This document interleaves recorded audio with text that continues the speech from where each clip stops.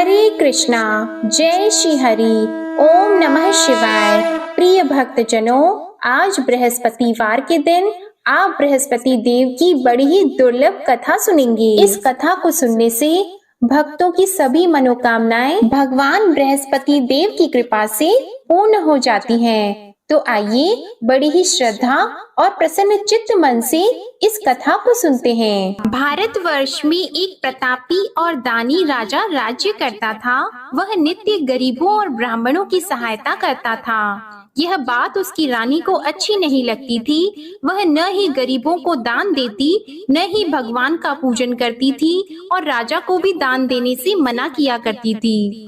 एक दिन राजा शिकार खेलने वन को गए हुए थे, तो रानी महल में अकेली थी। उसी समय बृहस्पति देव साधु वेश में राजा के महल में भिक्षा लेने के लिए गए और भिक्षा मांगी, तो रानी ने भिक्षा देने से इनकार कर दिया और कहा, हे साधु महाराज, मैं तो दान पुण्य से तंग आ गई हूँ। मेरा पति सारा धन लुटाते रहते हैं। मेरी इच्छा है कि हमारा धन नष्ट हो जाए, फिर न रहेगा बांस, न बजेगी बांसुरी। साधु ने कहा, देवी तुम तो बड़ी विचित्र हो। धन संतान तो सभी चाहते हैं, पुत्र और लक्ष्मी तो पापी के घर भी होने चाहिए। यदि तुम्हारे पास अधिक धन है तो भूखों को भोजन दो, प्यासों के लिए प्याऊ बनवाओ, मुसाफिरों के लिए धर्मशालाएं खुलवाओ। जो निर्धन अपनी कुंवारी कन्याओं का विवाह नहीं कर सकते, उनका विवाह करा दो। ऐसे और कई काम हैं जिनके करने से तुम्हारा यश लोक और परलोक में फैलेगा। परंतु रानी पर उपदेश का कोई प्रभाव नहीं पड़ा। वह बोली, महाराज आप मुझे कुछ न समझाएं, मैं ऐसा धन नहीं चाहती जो हर जगह बांटती फिरूं। साधु ने उत्तर दिया, यदि तुम्हारी ऐसी इच्छा है तो तथास्तु। तुम ऐसा करना कि बृहस्पतिवार को घर लीपकर पीली मिट्टी से अपना सिर धोकर स्नान करना, भट्टी चढ़ाकर कपड़े धोना। ऐसा करने से आपका सारा धन नष्ट हो जाएगा। इतना कहकर वह साधु महाराज वहाँ से आलोक हो गए और साधु के अनुसार कई बातों को पूरा करते हुए रानी को केवल 3 बृहस्पतिवार ही बीते थे कि उसकी समस्त धन संपत्ति नष्ट हो गई। भोजन के लिए राजा का परिवार तरसने लगा। तब एक दिन राजा ने रानी से बोला कि हे रानी, तुम यहीं रहो, मैं दूसरे देश को जाता हूँ, क्योंकि यहाँ पर सभी लोग मुझे जानते हैं, इसलिए मैं कोई छोटा कार्य नहीं कर सकता। ऐसा कहकर राजा परदेश चला गया।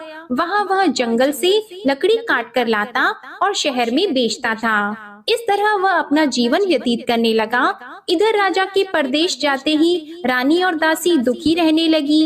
एक बार जब रानी और दासी को 7 दिन तक बिना भोजन के रहना पड़ा, तो रानी ने अपनी दासी से कहा, हे दासी, पास ही के नगर में मेरी बहन रहती है, वह बड़ी धनवान है। तू उसके पास जा और कुछ लेकर आ, ताकि थोड़ा बहुत गुजार बसर हो सके। रानी दासी की बहन के पास गई। उस दिन गुरुवार था और रानी की बहन उस समय बृहस्पतिवार व्रत की कथा सुन रही थी। दासी ने रानी की बहन को अपनी रानी का संदेश दिया, लेकिन रानी की बड़ी बहन ने कोई उत्तर नहीं दिया। जब दासी को रानी की बहन से कोई उत्तर नहीं मिला, तो वह बहुत दुखी हुई और उसे क्रोध भी आया। दासी ने वापस आकर रानी को सारी बात बता दी। सुनकर रानी ने अपने भाग्य को कोसा। उधर रानी की बहन ने सोचा कि मेरी बहन की दासी आई थी, परंतु मैं उससे नहीं बोली, इससे वह बहुत दुखी हुई होगी। कथा सुनकर और पूजन समाप्त करके वह अपनी बहन के घर आई और कहने लगी, हे बहन, मैं बृहस्पतिवार का व्रत कर रही थी, तुम्हारी दासी मेरे घर आई थी, परंतु जब तक कथा होती है तब तक न तो उठते हैं और न ही बोलते हैं, इसलिए मैं नहीं बोली। कहो दासी क्यों गई थी? रानी बोली, बहन तुमसे क्या छिपाऊं, हमारे घर में खाने तक को अनाज नहीं था। ऐसा कहते कहते रानी की आंखें भर आई।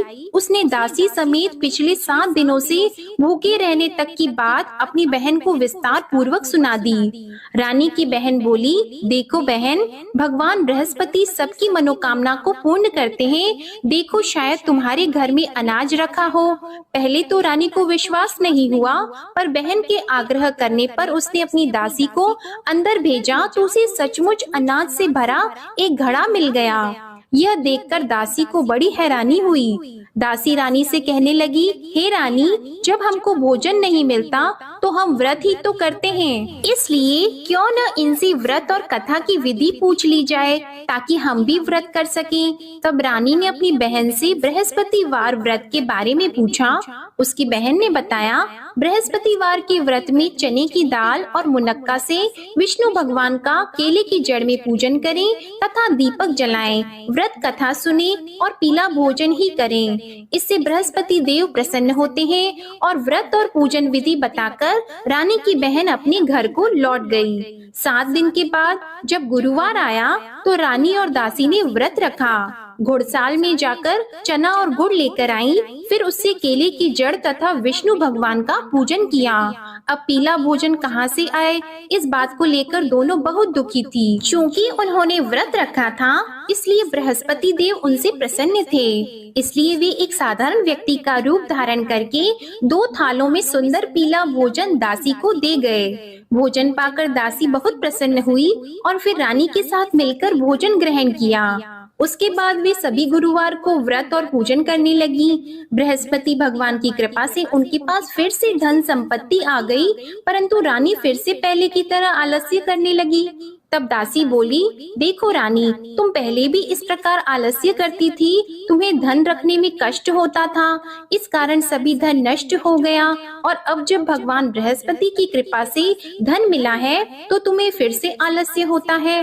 रानी को समझाते हुए दासी कहती है कि बड़ी मुसीबतों के बाद हमने यह धन पाया है, इसलिए हमें दान पुण्य करना चाहिए, भूखे मनुष्यों को भोजन कराना चाहिए और धन को शुभ कार्यों में खर्च करना चाहिए, जिससे तुम्हारे कुल का यश बढ़ेगा, स्वर्ग की प्राप्ति होगी और पितृ प्रसन्न होंगे। दासी की बात मानकर रानी अपना धन शुभ कार्यों में खर्च करने लगी, जिससे पूरे नगर में उसका यश फैलने लगा। उधर एक दिन राजा दुखी होकर जंगल में एक पेड़ के नीचे आसन जमाकर बैठ गया। वह अपनी दशा को याद करके व्याकुल होने लगा। बृहस्पतिवार का दिन था। एकाएक उसने देखा कि निर्जन वन में एक साधु प्रकट हुए। वह साधु वेश में स्वयं बृहस्पति देवता थे। लकड़हारे के सामने आकर बोले, हे लकड़हारे, इस सुनसान जंगल में तू इतना चिंता मग्न क्यों बैठा है? लकड़हारे ने दोनों हाथ जोड़कर प्रणाम किया और उत्तर दिया, महात्मा जी, आप सब कुछ जानते हैं, मैं क्या कहूँ। यह कहकर रोने लगा और साधु को अपनी आत्मकथा सुनाई। महात्मा जी ने कहा, तुम्हारी स्त्री ने बृहस्पतिवार के दिन बृहस्पति भगवान का निरादर किया है, जिसके कारण रुष्ट होकर उन्होंने तुम्हारी यह दशा कर दी। अब तुम चिंता को दूर करके मेरे कहने पर चलो तो तुम्हारे सब कष्ट दूर हो जाएंगे और भगवान पहले से भी अधिक संपत्ति देंगे। तुम बृहस्पति के दिन कथा किया करो, 2 पैसे के चने मुनक्का लाकर उसका प्रसाद बनाओ और शुद्ध जल से लोटे में शक्कर मिलाकर अमृत तैयार करो। कथा के पश्चात अपने सारे परिवार और सुनने वाले प्रेमियों में अमृत व प्रसाद को बांटकर खुद भी ग्रहण करो। ऐसा करने से भगवान तुम्हारी सब मनोकामनाएं पूरी करेंगे। साधु के ऐसे वचन सुनकर लकड़हारा बोला, हे प्रभु, मुझे लकड़ी बेचकर इतना पैसा नहीं मिलता जिससे भोजन के उपरांत कुछ बचा सकूं। मैंने रात्रि में अपनी स्त्री को व्याकुल देखा है, मेरे पास कुछ भी नहीं जिससे मैं उसकी खबर मंगा सकूं। साधु ने कहा, हे लकड़हारी, तुम किसी बात की चिंता मत करो। बृहस्पतिवार के दिन तुम रोजाना की तरह लकड़ियां लेकर शहर को जाओ। तुमको रोज से दुगना धन प्राप्त होगा, जिससे तुम भली भांति भोजन कर लोगे और बृहस्पति देव की पूजा का सामान भी आ जाएगा। इतना कहकर साधु अंतर ध्यान हो गए। धीरे धीरे समय व्यतीत होने पर फिर वही बृहस्पतिवार का दिन आया। लकड़हारा जंगल से लकड़ी काटकर किसी शहर में बेचने गया। उसे उस दिन और दिन से अधिक पैसा मिला। राजा ने चना गुड़ आदि लाकर गुरुवार का व्रत किया। उस दिन से उसके सभी क्लेश दूर हो गए, परंतु जब दोबारा गुरुवार का दिन आया तो बृहस्पतिवार का व्रत करना भूल गया। इस कारण बृहस्पति भगवान नाराज हो गए। उस दिन उस नगर के राजा ने विशाल यज्ञ का आयोजन किया था तथा शहर में ये घोषणा करा दी कि कोई भी मनुष्य अपने घर में भोजन न बनवाए, न आग जलाए। समस्त जनता मेरे यहाँ भोजन करने आए। इस आज्ञा को जो न मानेगा उसे फांसी की सजा दी जाएगी। इस तरह की घोषणा संपूर्ण नगर में करवा दी गई। राजा की आज्ञा के अनुसार शहर के सभी लोग भोजन करने गए, लेकिन लकड़हारा कुछ देर से पहुंचा, इसलिए राजा उसको अपने साथ घर लेके गए और ले जाकर भोजन करा रहे थे तो रानी की दृष्टि उस खूंटी पर पड़ी जिस पर उसका हार लटका हुआ था। वह वहाँ पर दिखाई नहीं दिया। रानी ने निश्चय किया कि मेरा हार इस मनुष्य ने चुरा लिया है। उसी समय सिपाहियों को बुलाकर उसको कारागार में डलवा दिया। जब लकड़हारा कारागार में पड़ गया और बहुत दुखी होकर विचार करने लगा कि न जाने कौन से पूर्व जन्म के कर्म से मुझे यह दुख प्राप्त हुआ है, और उसी साधु को याद करने लगा जो कि जंगल में मिला था। उसी समय तत्काल बृहस्पति देव साधु के रूप में प्रकट हुए और उसकी दशा को देखकर कहने लगे, अरे मूर्ख, तूने बृहस्पति देव की कथा नहीं करी, इस कारण तुझे दुख प्राप्त हुआ है। अब चिंता मत कर, बृहस्पतिवार के दिन कारागार के दरवाजे पर 4 पैसे पड़े मिलेंगे, उनसे तू बृहस्पति देव की पूजा करना, तेरे सभी कष्ट दूर हो जाएंगे। बृहस्पतिवार के दिन उसे 4 पैसे मिले। लकड़हारे ने कथा कही। उसी रात्रि को बृहस्पति देव ने उस नगर के राजा को स्वप्न में कहा, हे राजा, तुमने जिस आदमी को कारागार में बंद कर दिया है वह निर्दोष है, वह राजा है, उसे छोड़ देना। रानी का हार उसी खूंटी पर लटका है, अगर तू ऐसा नहीं करेगा तो मैं तेरे राज्य को नष्ट कर दूंगा। इस तरह रात्रि के स्वप्न को देखकर राजा प्रातः काल उठा और खूंटी पर हार देखकर लकड़हारे को बुलाकर क्षमा मांगी और लकड़हारे को योग्य सुंदर वस्त्र आभूषण देकर विदा कर दिया। बृहस्पति देव की आज्ञा के अनुसार लकड़हारा अपने नगर को चल दिया। राजा जब अपने नगर के निकट पहुंचा तो उसे बड़ा आश्चर्य हुआ। नगर में पहले से अधिक बाग, तालाब, कुएं तथा बहुत सी धर्मशाला, मंदिर आदि बन गई हैं। राजा ने पूछा, यह किसका बाग और धर्मशाला है? तब नगर के सब लोग कहने लगे, यह सब रानी और बंदी के हैं। तो राजा को आश्चर्य हुआ और गुस्सा भी आया। जब रानी ने यह खबर सुनी कि राजा आ रहे हैं तो उन्होंने दासी से कहा, हे दासी, देख राजा हमको कितनी बुरी हालत में छोड़ गए थे, हमारी ऐसी हालत देखकर वह लौट न जाएं, इसलिए तू दरवाजे पर खड़ी हो जा।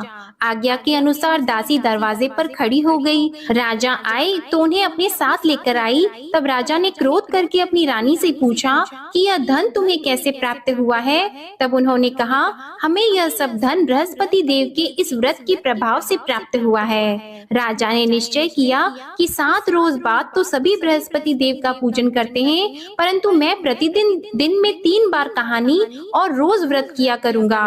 अब हर समय राजा के दुपट्टे में चने की दाल बंदी रहती और दिन में 3 बार कहानी कहते।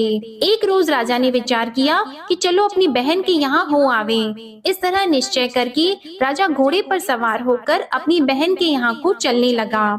मार्ग में उसने देखा कि कुछ आदमी एक मुर्दे को लिए जा रहे हैं। उन्हें रोककर राजा कहने लगा, अरे भाइयों, मेरी बृहस्पति देव की कथा सुन लो। वे बोले, लो हमारा तो आदमी मर गया है, इसको अपनी कथा की पड़ी है। परंतु कुछ आदमी बोले, अच्छा कहो, हम तुम्हारी कथा भी सुनेंगे।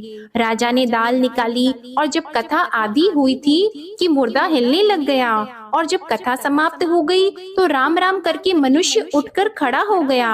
आगे मार्ग में उसे एक किसान खेत में हल चलाता मिला तो राजा ने उसे देखकर बोला, अरे भैया, तुम मेरी बृहस्पतिवार की कथा सुन लो। किसान बोला, जब तक मैं तेरी कथा सुनूंगा तब तक 4 हरैया जोत लूंगा, जा अपनी कथा किसी और को सुनाना। इस तरह राजा आगे चलने लगा। राजा के हटते ही बैल पछाड़ खाकर गिर गए और किसान के पेट में बड़ी जोर का दर्द होने लगा। उस समय उसकी माँ रोटी लेकर आई और उसने जब यह देखा तो अपने पुत्र से सब हाल पूछा और बेटे ने सभी हाल कह दिया। तो बुढ़िया दौड़ी दौड़ी उस घुड़सवार के पास गई और उससे बोली कि मैं तेरी कथा सुनूंगी, तू अपनी कथा मेरे खेत पर चलकर ही कहना। राजा ने बुढ़िया के खेत पर जाकर कथा कही, जिसके सुनते ही वह बैल उठकर खड़े हुए तथा किसान के पेट का दर्द भी बंद हो गया। राजा अपनी बहन के घर पहुंचा। बहन ने भाई की खूब मेहमानी की। दूसरे रोज प्रातः काल राजा जगा तो वह देखने लगा कि सब लोग भोजन कर रहे हैं। राजा ने अपनी बहन से कहा, ऐसा कोई मनुष्य है जिसने भोजन नहीं किया हो? मेरे बृहस्पतिवार की कथा सुन ले। बहन बोली, हे भैया, यह देश ऐसा है कि पहले यहाँ लोग भोजन करते हैं, बाद में अन्य काम करते हैं। अगर कोई पड़ोस में हो तो देख आऊं। वह ऐसा कहकर देखने चली गई, परंतु उसे कोई ऐसा व्यक्ति नहीं मिला जिसने भोजन न किया हो। अतः वह एक कुम्हार के घर गई जिसका लड़का बीमार था। उसे मालूम हुआ कि उनके यहाँ 3 रोज से किसी ने भोजन नहीं किया है। रानी ने अपने भाई की कथा सुनने के लिए कुम्हार से कहा। वह तैयार हो गया। राजा ने जाकर बृहस्पतिवार की कथा कही, जिसको सुनकर उसका लड़का ठीक हो गया। अब तो राजा की प्रशंसा होने लगी। एक रोज राजा ने अपनी बहन से कहा कि हे बहन, हम अपने घर को जाएंगे, तुम भी तैयार हो जाओ। राजा की बहन ने अपनी सास से कहा तो सास ने कहा, हाँ चली जा, परंतु अपने लड़कों को मत ले जाना, क्योंकि तेरे भाई की कोई औलाद नहीं है। बहन ने अपने भैया से कहा, हे भैया, मैं तो चलूंगी पर कोई बालक नहीं चलेगा। तो राजा बोला, जब कोई बालक नहीं चलेगा तब तुम ही क्या करोगी? बड़े दुखी मन से राजा अपने नगर को लौट आया। राजा ने अपनी रानी से कहा, हम निर्वंशी हैं, हमारा मुंह देखने का धर्म नहीं है और कुछ भोजन आदि नहीं किया है। रानी बोली, हे प्रभु, बृहस्पति देव ने हमें सब कुछ दिया है, वह हमें औलाद अवश्य देंगे। उसी रात को बृहस्पति देव ने राजा से स्वप्न में कहा, हे राजा उठो, सभी सोच त्याग दो, तेरी रानी गर्भ से है। राजा को यह बात सुनकर बड़ी खुशी हुई। 9वें महीने में उसके गर्भ से एक सुंदर पुत्र पैदा हुआ। तब राजा बोला, हे रानी, स्त्री बिना भोजन के रह सकती है पर बिना कहे नहीं रह सकती। जब मेरी बहन आएगी तुम उससे कुछ मत कहना। रानी ने सुनकर हाँ कर दिया। जब राजा की बहन ने यह शुभ समाचार सुना तो वह बहुत खुश हुई और बधाई लेकर अपने भाई के यहाँ आई। तभी रानी ने कहा, घोड़ा चढ़कर तो नहीं आई है, गधा चढ़कर आई है। राजा की बहन बोली, भाभी, मैं इस प्रकार न कहती तो तुम्हें औलाद कैसे मिलती? बृहस्पति देव ऐसे ही हैं, जैसी जिसके मन में कामनाएं हैं सभी को पूर्ण करते हैं। जो सद्भावना पूर्वक बृहस्पतिवार का व्रत करता है एवं कथा पढ़ता है अथवा सुनता है, दूसरों को सुनाता है, बृहस्पति देव उनकी सभी मनोकामनाएं पूर्ण करते हैं। प्रेम से बोलिए बृहस्पति देव की जय। अब सुनिए विष्णु चालीसा का पाठ। विष्णु सुनिए विनय सेवक की चितलाए, कीरत कुछ वर्णन करो दीजिए ज्ञान बताए। नमो विष्णु भगवान खरारी, कष्ट नशावन अखिल बिहारी। प्रबल जगत में शक्ति तुम्हारी, त्रिभुवन फैल रही उजियारी। सुंदर रूप मनोहर सूरत, सरल स्वभाव मोहनी मूरत। तन पर पीतांबर अति सोहत, बैजंती माला मन मोहत।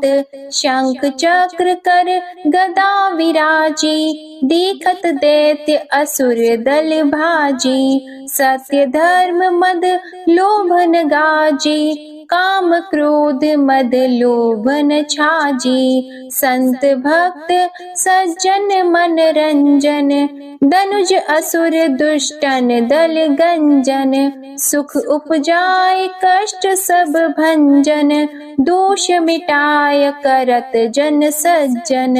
पाप काट भव सिंधु उतारण, कष्ट नाश कर भक्त उबारण। करत अनेक रूप प्रभु धारण, केवल आप भक्ति के कारण। धरणी धेनु बन तुम ही पुकारा, तब तुम रूप राम का धारा। भार उतार असुर दल मारा, रावण आदिक को संहारा। आप वराह रूप बनाया, हिरण्याक्ष को मार गिराया। धर्मस्य तन सिंधु बनाया, 14 रत्नन को निकलाया। अमिलख असुरन द्वंद मचाया, रूप मोहिनी आप दिखाया। देवों को अमृत पान कराया, असुरन को छवि से बहलाया। कूर्म रूप धर सिंधु मझाया, मंदराचल गिरि तुरत उठाया। शंकर का तुम फंद छुड़ाया, भस्मासुर को रूप दिखाया। वेदन को जब असुर डुबाया, कर प्रबंध उन्हें ढूंढवाया। मोहित बन कर खल ही नचाया, उस ही कर से भस्म कराया।